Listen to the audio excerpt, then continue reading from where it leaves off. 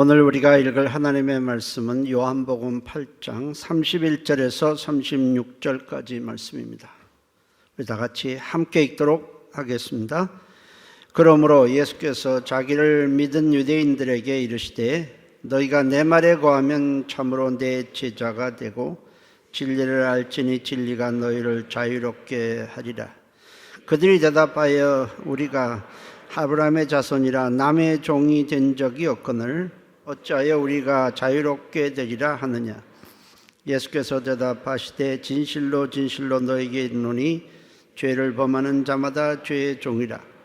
종은 영원히 집에 거하지 못하되 아들은 영원히 거하나니 그러므로 아들이 너희를 자유롭게 하면 너희가 참으로 자유로우리라. 아멘.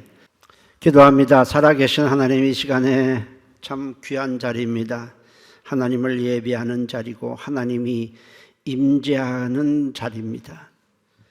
말씀을 통해서 우리가 멀어졌던 하나님과의 관계가 가까워지게 하시고 하나님을 몰랐던 사람이 하나님을 알게 하시고 이 시간에 거짓에 속았던 우리의 삶이 진리로 무장되게 도와주시옵소서. 예수님의 이름으로 기도했습니다. 아멘.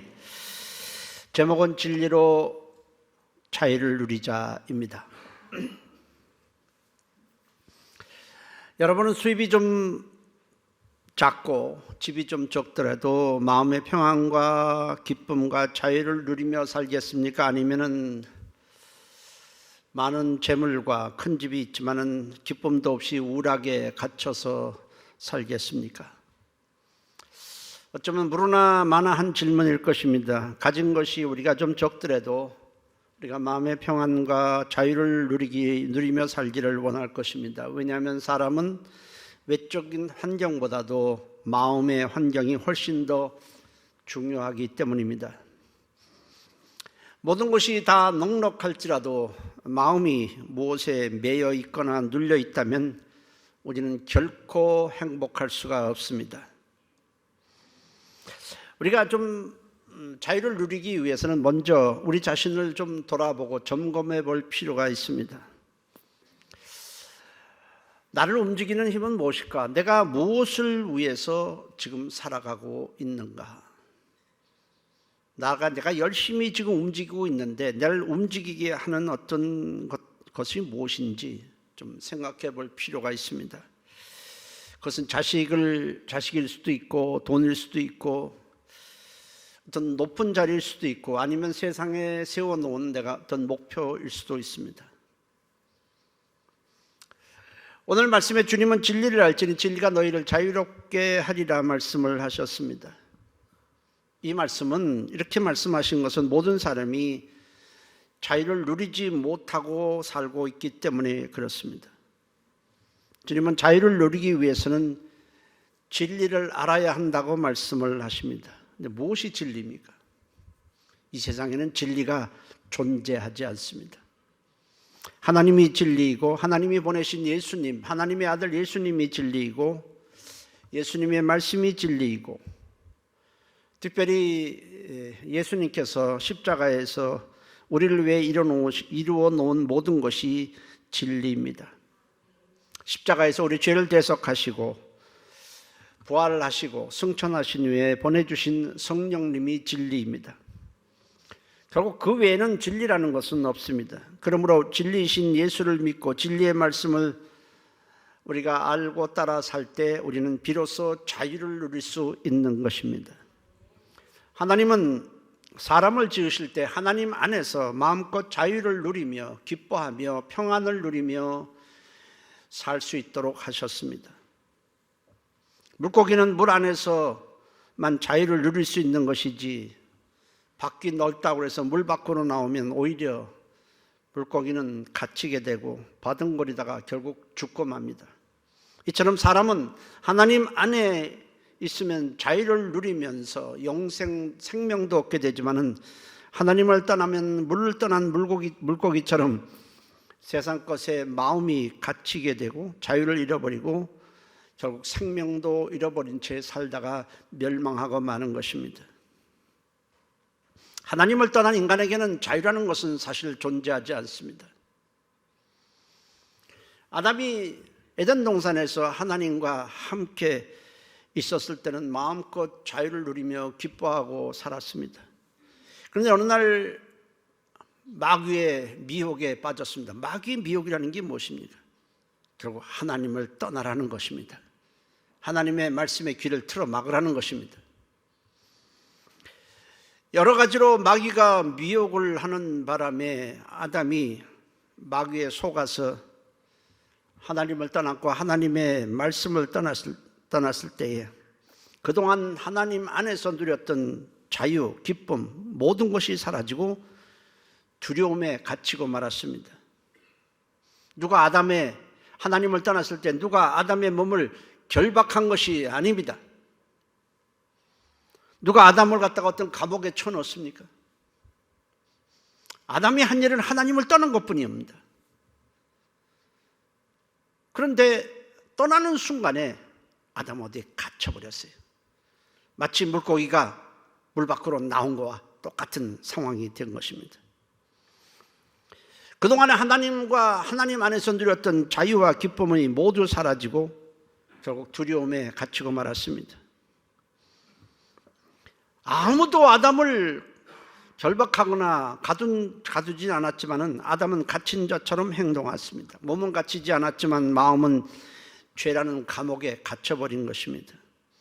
하나님께서 아담아 네가 어디였느냐 찾았을 때 아담은 내가 두려워해서 숨었나이다 했습니다. 아담이 자유를 잃어버리고 두려움에 갇힌 것은 진리이신 하나님을 떠났기 때문입니다. 많은 사람들이 양심의 기준을 두고 살아가고 있습니다. 양심이라는 것은 어떤 것에 대해 옳고 그름, 선과 악을 구별하는 의식을 가리켜서 양심이라고 말합니다. 그래서 양심에 따라 살면 꽤나 잘 사는 거고 정직하게 선하게 사는 것으로 사람들은 착각을 하고 있습니다. 그런데 아담이 범죄한 후에 모든 사람의 양심이 더러워졌습니다. 디도서 1장 15절에 믿지 않는 자들에게는 아무것도 깨끗한 것이 없고 오직 그들의 마음과 양심이 더러워진지라 했습니다. 우리는 더러워진 양심을 따라 살 것이 아니라 진리의 말씀을 따라 살아야만 하는 것입니다. 예수님의 12제자 중 예수님을 배신한 두 사람이 있습니다. 하나는 가룟 유다고 하나는 베드로입니다. 가룟 유다는 예수님을 은 30냥에 팔아버렸습니다. 처음부터 그럴 의도가 있었던 건 아닙니다. 예수님을 따라다니면 뭔가 출세도 하고 뭔가 좀 많은 소득이 있을 거라고 생각했는데 3년 동안 따라다녔는데 예수님은 십자가를 앞두고 자꾸 죽으셔야 된다라고 말씀을 하시는데 그 결심이 확고합니다. 가룟 유다는 뭔가 3년 동안 따라다녔던 것에 대한 보상을 받고 싶었던 겁니다. 그래서 어차피 예수님은 죽을 것이니 예수님을 팔아서 은 30냥이라도 챙겨야 되겠다는 마음에서 예수님을 팔았습니다. 근데 막상 예수님을 팔고 예수님이 끌려가는 것을 보면서 이 가룟 유다는 양심에 찔리게 됩니다. 내가 죄 없는 분을 내 욕망에 의해서 팔았구나. 그 양심에 찔려서 견딜 수가 없었습니다. 결국 가룟 유다는 양심의 가책을 견디지 못하고 스스로 목숨을 끊고 말았습니다. 예수님은 아직 십자가에 달리시지도 않았지만 그 전에 가룟 유다는 목숨을 끊고 말았습니다. 베드로 역시 예수님을 배반했습니다. 주님이 잡히셨을 때에 베드로는 몰래 뒤를 따라갔습니다. 대제사장 안나세의 집 안까지 뒤따라갔습니다. 그때가 밤이라서 사람들이 자기를 알아보지 못할 줄 알았는데 그곳 사람들이 자기를 알아보고는 당신도 예수의 제자가 아니냐 이렇게 말했을 때 3번씩이나 모른다고 부인했습니다. 첫 번째는 나는 당신이 무슨 말을 하는지 도무지 알지 못한다고 했고, 두 번째는 맹세하면서 나는 예수를 알지 못한다고 했고, 세 번째는 저주하며 맹세까지 하면서 나는 예수를 알지 못한다고 잡아떼었습니다. 그러나 예수님은 십자가에 죽으시고 3일 만에 부활하셨을 뿐 아니라 베드로에게 나타나셔서는 아버지께서 나를 보내신 것 같이 나도 너희를 보내더라 하며 다시 사명을 주었지만은 베드로는 예수님을 3번씩 부인했던 것 때문에 도저히 예수님으로부터 받은 사명을 감당할 수가 없었습니다. 양심이 허락하지가 않았습니다. 그래서 다시 업으로 돌아갔습니다. 그럼에도 주님이 3번째 다시 찾아오셔서는 베드로야, 네가 나를 사랑하느냐? 내 양을 먹이라, 내 양을 치라 말씀을 하셨습니다. 그 말씀 속에는 네가 나를 배신한 거, 모른다고 부인했던 것 모든 죄와 허물을 용서할 테니 다시 네가 영혼을 구원하는 자가 되라는 말씀이 전제되어 있었습니다. 주님의 말씀에 베드로는 양심의 감옥에서 나와서 자유해지면서 복음을 전하는 주님의 사도가 될 수 있었습니다. 가룟 유다나 베드로나 모두 처음에는 양심이 기준이었습니다. 그러나 가룟 유다는 진리의 말씀을 듣지 못해서 양심의 가책에서 벗어나지 못하고 파멸하고 말았지만 베드로는 주님의 말씀을 들으면서 양심의 가책에서 벗어나 자유를 누리고 기쁨으로 주님을 증거하며 살아갈 수 있었던 것입니다. 여러분, 우리가 살면서 아무리 큰 죄를 졌더라도 우리는 진리의 말씀을 듣고 돌이키면 우리는 얼마든지 자유할 수가 있고 생명을 얻을 수가 있는 것입니다.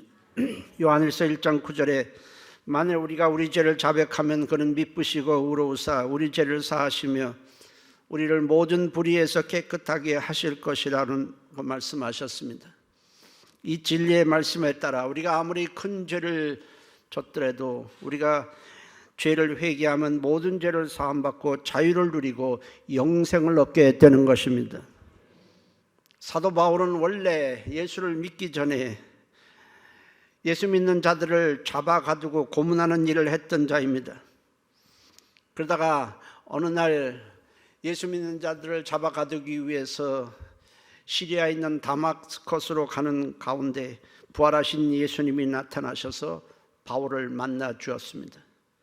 예수님을 만난 후에 바울은 모든 죄를 용서받고 새 사람이 되었고 사도가 되었습니다. 그러나 믿기 전에 자기가 한 일로 인해서 고문하다가 몸이 불구가 된 자들도 있었을 것이고 잡아 끌고 가서 고문하는 가운데 가정이 큰 공경에 처했던 자들도 있었을 것입니다. 만일 바울이 그 옛날에 자기가 했던 일 때문에 나 같은 자가 무슨 복음을 증거할 수 있는가, 양심상 그럴 수 없다고 했다면 그는 사도가 되지 못했을 것입니다. 그러나 바울은 주님이 자기의 모든 죄를 용서하셨다는 그 말씀에 자유를 누리며 그들에게 가서 사죄를 하고 기쁨으로 복음을 전하고 수많은 교회를 세우는 사도가 될 수 있었던 것입니다. 1994년 9월에 소위 살인공장이라는 것을 차려놓고 엽기적인 살인 행각을 벌였던 지존파가 있습니다. 그 지존파의 두목이 김현양인데 그 김현양에게 1995년 11월 사형이 집행되었습니다.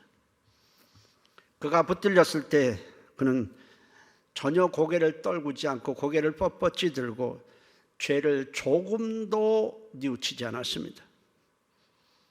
그렇지만 그런 자에게 어떤 집사님이 찾아가서 그리스도의 사랑과 그리스도의 용서를 전했습니다. 당연히 그 사람은 그것을 받아들이지 않았습니다. 나 같은 자, 내가 사람을 잔인하게 죽이고 심지어 인육을 먹기까지 한 나 같은 사람이 어떻게 용서받을 수 있느냐, 그건 말도 안 된다며 거부를 했습니다. 그러나 그 집사님은 포기하지 않고 계속 가서 복음을 전했을 때에 드디어 이 김현양이 마음을 돌이키고 회개하고 주님을 영접하게 됩니다.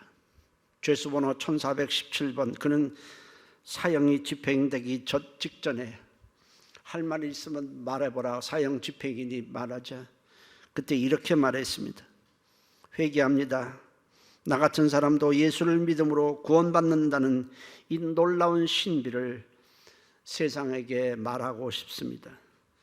지난날 사회를 어지럽히고 살인 행각을 일삼았던 살인자 김현양이 예수님이 종이 되었다고 전해 주십시오. 그동안 저를 위해 애쓰시고 기도해 주신 모든 분들께 감사를 드립니다. 저는 하늘나라에 갈 것을 확실히 믿고 있습니다. 예수님 감사합니다. 그 말을 남기고 그에게 사형이 집행되었습니다. 그는 마지막 순간에 자유를 누리며 생을 마감했습니다. 그것은 단 하나, 진리의 말씀을 들었기 때문입니다. 그 외에는 그가 그렇게 기쁨을 누리고 자유를 누릴 수 있는 길이 어디 있겠습니까? 예수님이 승천하신 후에 보내주신 성령님이 역사하는 곳에는 언제나 또 자유가 있는 것입니다. 고린도후서 3장 17절에 주는 영이시니 주의 영이 계신 곳에는 자유가 있느니라 했습니다. 우리가 성령을 받고 성령에 이끌리게 되면 우리를 묶고 있던 모든 것에서도 우리는 자유해지는 것입니다. 왜냐하면 성령님은 눌린 자를 자유롭게 하고 포로된 자에게 자유를 주시기 위해 우리에게 오셨기 때문입니다. 이스라엘의 초대 왕은 사울 왕입니다. 그는 원래 이스라엘의 베냐민 지파의 지극히 평범한 평민이었습니다. 그런데 하나님을 가까이하고 하나님의 말씀을 사랑함으로 이스라엘의 초대 왕으로 하나님이 세워주셨습니다. 그런데 왕이 된 후에 이 사울이 변했습니다. 하나님으로부터 멀어지고 하나님의 말씀을 가까이 하지 않았습니다. 그런 가운데 블레셋이 골리앗이라는 장수를 앞세워서 이스라엘을 쳐들어왔을 때 이스라엘은 그 기세에 눌려서 모두 다 뒷걸음치고 있었습니다. 근데 그때 믿음이 좋은 다윗이, 군인도 아니었지만 그 광경을 옆에서 보고 소년이었던 다윗이 하나님의 이름으로 나가서 이 골리앗을 물맷돌로 쓰러뜨렸습니다. 그러자 온 이스라엘 백성들이 다윗을 칭송합니다. 다윗이 죽인 자는 만만이라. 다윗의 인기가 치솟자 이 사울왕은 불안해지기 시작합니다. 혹시 다윗이 자기의 왕위를 넘보지 않을까, 이 불안감이 엄습하면서 번민하다가 다윗을 죽이기로 결심을 합니다. 사울왕이 이렇게 마음의 평안이 없고 번민하게 된 이유는 한 가지뿐입니다. 그것은 사울이 하나님으로부터 멀어지면서, 하나님의 말씀에서 멀어지면서 사울과 함께했던 성령님이 떠나가고 대신 악한 영이 사울의 마음을 지배했기 때문에 그렇습니다.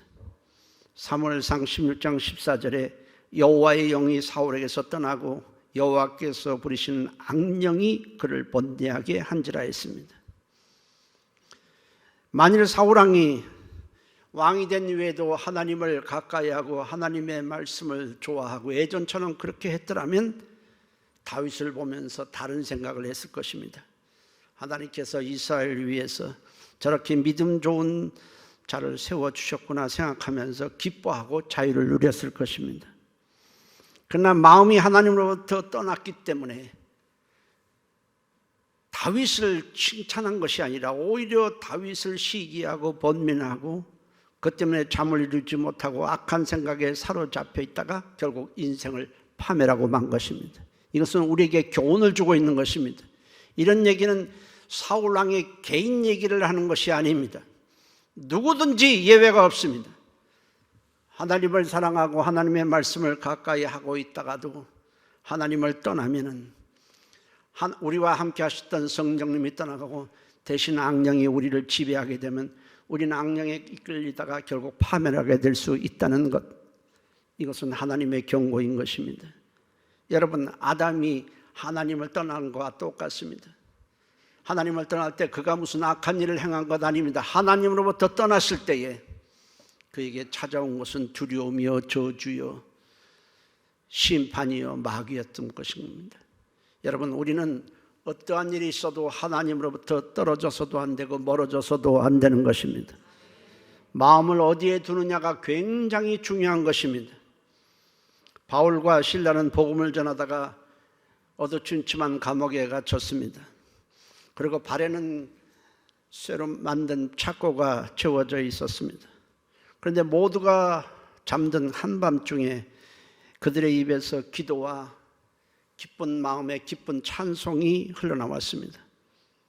어떻게 그것이 가능했겠습니까? 그것은 육체는 비록 갇혀 있지만 마음은 온통 주님 안에 있었기 때문이고 그 안에서 기쁨과 자유를 누리고 있었기 때문에 가능한 일이었습니다. 그러자 갑자기 지진이 일어나면서 옥토가 움직이고 옥문이 열리며 메인 것이 벗어졌습니다. 하나님께서 이 바울과 실라가 너무 하나님을 사랑하고 기뻐하는 것에 하나님이 감동하셨기 때문에 그렇습니다. 우리의 마음이 진리이신 주님 안에 있으면 우리는 평안과 자유와 생명을 누리게 되는 것입니다.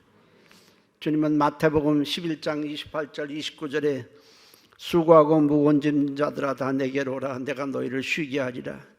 나는 마음이 온유하고 겸손하니 나의 멍에를 메고 내게 배우라. 그리하면 너희 마음이 쉼을 얻으리라고 했습니다. 그냥 예수님께 나왔다고 무조건 쉼을 얻는다는 얘기가 아닙니다. 주님께 나왔으면 주님의 멍에를 같이 메우고 배우라는 것입니다. 거기에 쉼을 얻고 자유를 누리는 비결이 있는 것입니다. 내게 와서 나의 멍에를 매라는 것은 주님 말씀에다가 우리의 마음을 묶으라는 것입니다. 그러면 놀랍게도 우리의 마음을 주님의 말씀에 두고 주님 안에 둘 때 놀랍게도 우리에게 이렇게 지워진 무거운 짐으로부터 우리는 쉼을 얻게 되는 것입니다. 여러분들은 마음을 어디에 두고 살아가고 있습니까? 우리가 진리이신 하나님 때문에 기뻐할 수 있다면 이것이 축복인 것입니다. 여호와를 기뻐하라.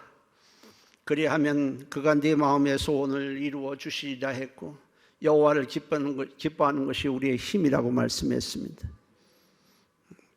상담하다 보면 많은 사람들이 고민을 털어놓는데 고민 내용이 되게 비슷비슷합니다. 누구 때문에 무엇 때문이라는 말을 참 많이 합니다. 상담이니까 그렇겠죠. 그래서 제가 한참 듣고는 묻습니다. 그러면 환경이 변하고 그 사람이 되게 같이 있는 사람 얘기겠죠. 옆에 있는 사람, 가까운 사람들 때문이라고 말할 것입니다. 그 사람이 변하면 행복하고 평안할 것 같습니까? 이렇게 물어보면 그렇다고 대답을 해요. 근데 제가 이렇게 상담하면서 그 사람의 마음 상태를 이렇게 살펴본 것은 그 다음에 제가 또 질문을 합니다. 요즘 하나님과의 관계는 어떻습니까? 말씀은 가까이 하십니까?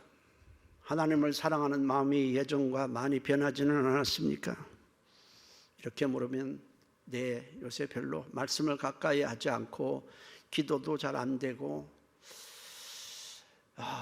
마음이 좀 그렇습니다. 이렇게 대답을 합니다. 그러면 제가 말을 하죠. 마음이 하나님께 있지 않고 사람에게 마음이 쏠려 있고 하나님으로부터 멀어져 있으면 자유는 없습니다. 평안은 없습니다. 마음을 하나님께 가까이 하셔야 됩니다. 말씀을 가까이 하셔야 됩니다. 그 문제가 해결된다고 해서 마음에 자유가 있고 평안을 누리는 것은 아닙니다. 우리가 하나님께 마음을 두고 진리의 말씀을 가까이 하다 보면 자유해질 것이고 하나님께서 역사해 주실 것입니다라고 말합니다. 할렐루야. 본문에서 주님은 요한복음 8장 31절 32절에 너희가 내 말에 거하면 참으로 내 제자가 되고 진리를 알지니 진리가 너희를 자유롭게 하리라 말씀하셨습니다. 이에 유대인들이 우리가 아브라함의 자손이라 남의 종이 된 적이 없거늘 어찌하여 우리가 자유롭게 되리라 하느냐고 반문을 합니다. 그들은 육체의 상태가 지금 내가 어디에 종이 아니라고 말했지만 주님은 그들의 영적 상태를 말씀하신 것입니다. 죄에 갇혀 있기 때문에 죄의 종이라 말씀을 하셨습니다. 이어서 주님은 내 말을 너희가 진리로 받아들인다면 너희는 나를 따르는 제자가 되겠지만 그렇게 되면 진리가 너희를 자유롭게 하리라 말씀을 하셨습니다. 진리를 알지니 진리가 너희를 자유롭게 하리라. 예수님이 십자가에 못 박히신 것은 우리를 올가매고 있는 죄의 사슬을 끊어버리고 우리에게 참 평안과 자유를 주시기 위한 것입니다. 십자가의 대속이라는 진리를 우리가 알 때 우리는 자유를 누리게 되는 것입니다.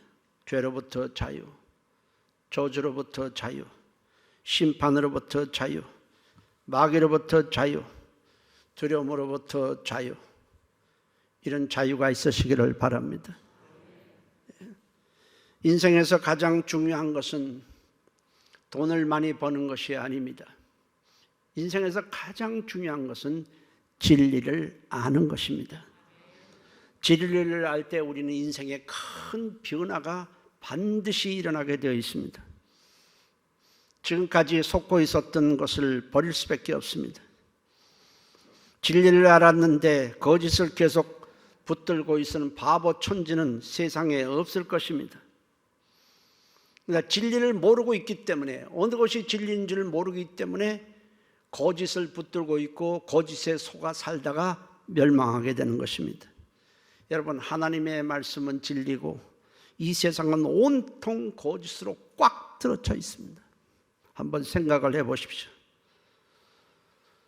우리가 교회 와서 듣는 것, 이 하나님의 말씀을 들을 때 우리가 그동안에 얼마나 거짓에 속고 살았는지를 우리가 비로소 알게 되는 것입니다. 세상은 이렇게 말해요. 소위 배웠다는 과학자들이 이렇게 말해요.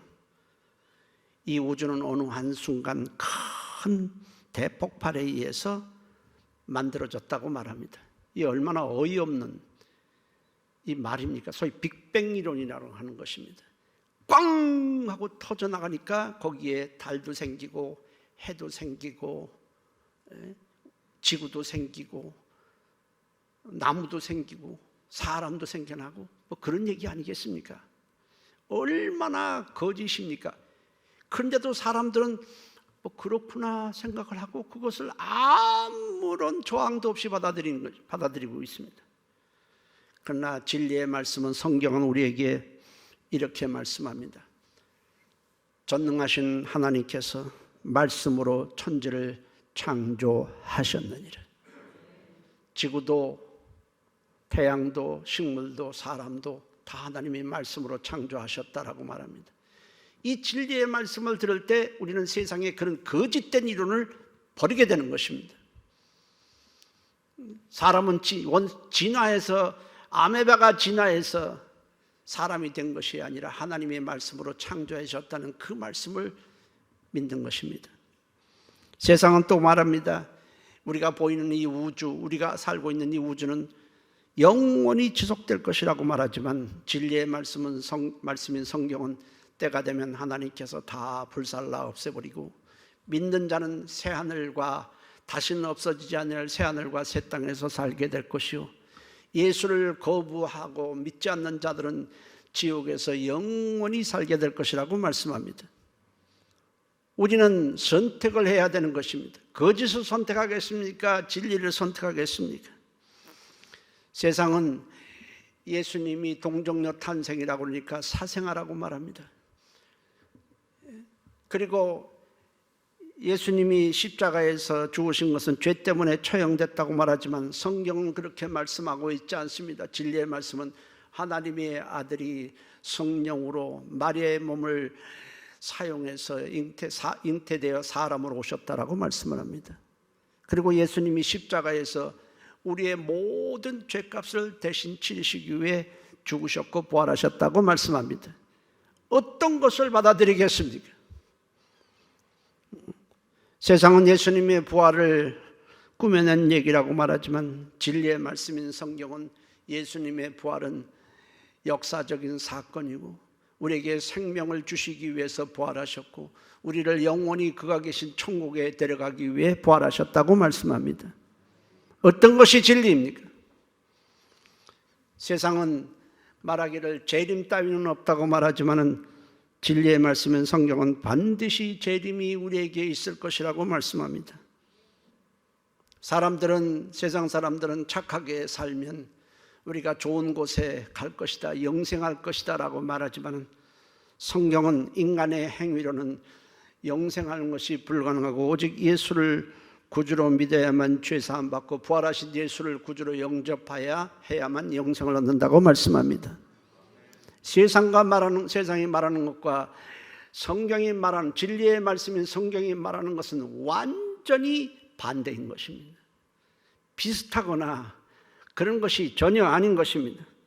세상은 말하기를 돈을 많이 벌고 높은 자리에 올라가는 것을 성공이라고 소위 말을 하지만은 진리의 말씀은 성경은 그렇게 말하고 있지 않습니다. 예수를 구주로 믿고 하나님을 예배하고 하나님을 섬기는 것을 성공이라고 말합니다.